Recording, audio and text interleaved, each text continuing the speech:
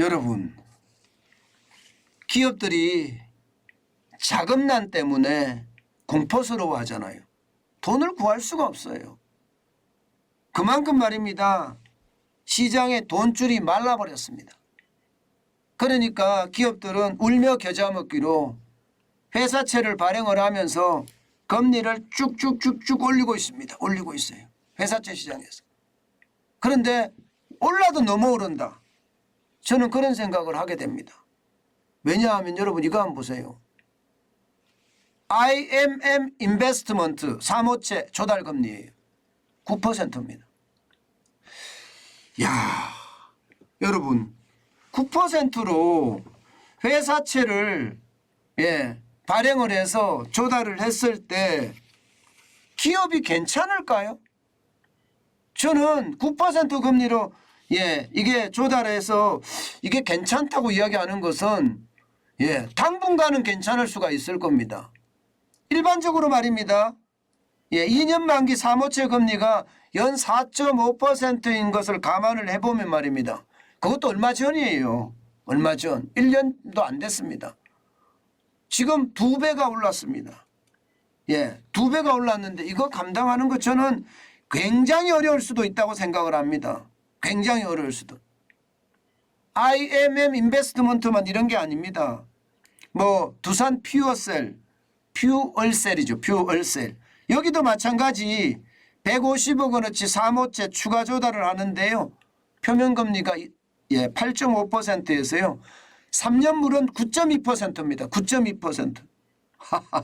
참 이것을 보면서 제가 진짜 어마어마하다 이렇게 생각을 하고요. 부산 롯데호텔 같은 경우도 마찬가지 1년물 사모채가 8.5%입니다. 심지어 삼성중공업 여기는 7.1%에 조달했고요. 이렇게 되면 여러분 이 기업들이 경영을 굉장히 잘해야 되잖아요. 굉장히 잘해야지 이게 9%를 이게 쉽게 말하면 수용할 수가 있는 숫자예요. 그런데 여러분 알다시피 이들이 수용할 수 있는 가능성이 높으냐? 글쎄요. 진짜 높지 않습니다. 굉장히 어렵습니다. 그만큼 말입니다. 지금 경제 상황이 좋지 않다는 뜻이거든요. 당장 말입니다. 여러분 보세요. 소비자 물가 엄청나게 올라가잖아요. 그러면 기업들은 어떨까요? 원자재나 부자재 가격이 계속 올라간다는 뜻이 돼요. 원자재나 부자재 가격. 안 그래도 인건비 많이 올라서 기업들 어렵다 했잖아요. 여기다가 세금 많이 올라서 아직 세금도 안 내려갔습니다. 최악의 상태예요. 여기다가 이자 폭탄에 대한 그런 상황까지 지금 같이 겹치면 물가 상승률에 임금 인상에 이자 폭탄에 기업이 버틸까요?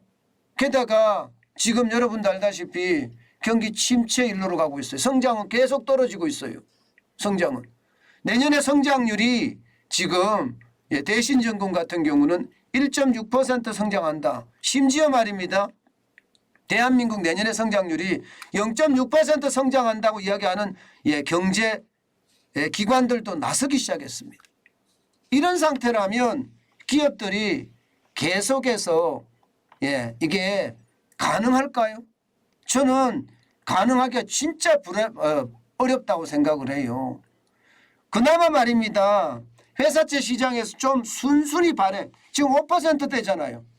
이렇게 발행을 할 수 있으면 그나마 나은 수준이에요. 여기는요. 일반 기업은 들어가지도 못합니다. 공기업이나 특수채나 들어가지 은행이나 들어가지 일반 기업은 어려워요. 정부도 말입니다. 국채도 말입니다. 금리가 3.85%가 되니까 굉장히 싸잖아요. 그래서 기업들은 어음시장으로 가는데 어음시장도 5.18이에요. 그런데 어음시장까지 대기업 잘 나가는 재벌 기업들이 이게 침투를 해버리니까 어떻게 되겠습니까? 신용도가 낮은 대기업은 금리를 더 주고 그리고 중견기업은 금리를 더 주고 중소기업은 발행조차도 못하는 거예요. 실제로 말입니다. 그런 사태가 지금 일어나고 있습니다. 여러분 보세요. 회사채 순발행액 추이를 보면 말입니다. 매년 2019년 같은 경우는 21조 5,500억 정도 발행을 했지요. 예. 그런데 2021년 15조 8,400억은 발행했습니다. 올해 들어서는 11월 14일까지 8조 9,400억 원을 발행을 못하고 있어요. 예. 그만큼 말입니다. 만기가 돌아온 것을 현금으로 다 내줬다는 뜻이 현금으로. 만기가 돌아온 것을. 이게 만기가 돌아왔는데 내가 갚지 못하면 어떻게 될까요? 이게 이제 줄부도가 나는 겁니다. 부도가 나는 겁니다. 실제로 말입니다. 기업들은 지금 굉장히 많이 그리고 빨리 망하고 있습니다. 보시는 것처럼 법인 파산 신청 건수를 보면 말입니다. 2022년 1월에서 9월까지 벌써 738개나 됩니다. 9월까지가 이렇습니다. 뭐 이대로 가면 연말까지 1000개가 넘어서는 것은 그냥 우습게 보입니다. 작년보다 높아지겠지요. 작년보다가. 2020년 1069개가 갔던 것처럼 아마 그렇게 갈 가능성도 굉장히 높습니다. 그만큼 말입니다. 시장의 위험성, 기업의 줄부도 자금난 때문에 올 수밖에 없다.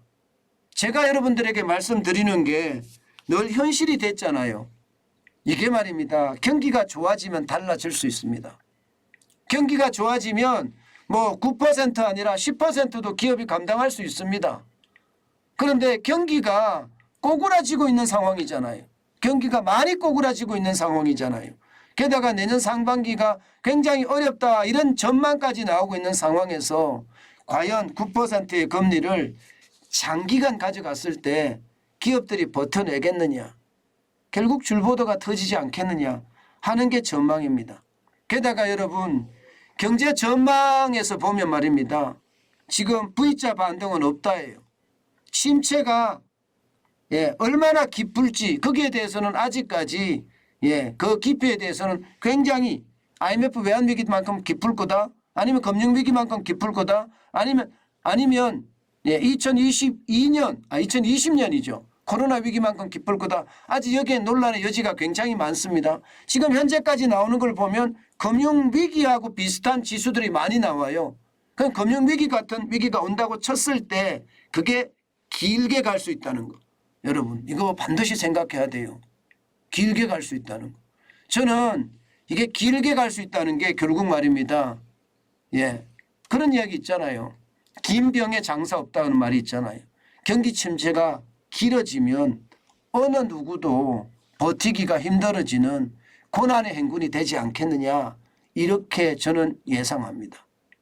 그만큼 말입니다. 시장의 분위기가 지금 좋지 않다는 이야기예요. 기업의 줄부도 충분히 짐작할 수 있는 그런 지표가 아닌가 저는 다시 한번 생각해 봅니다.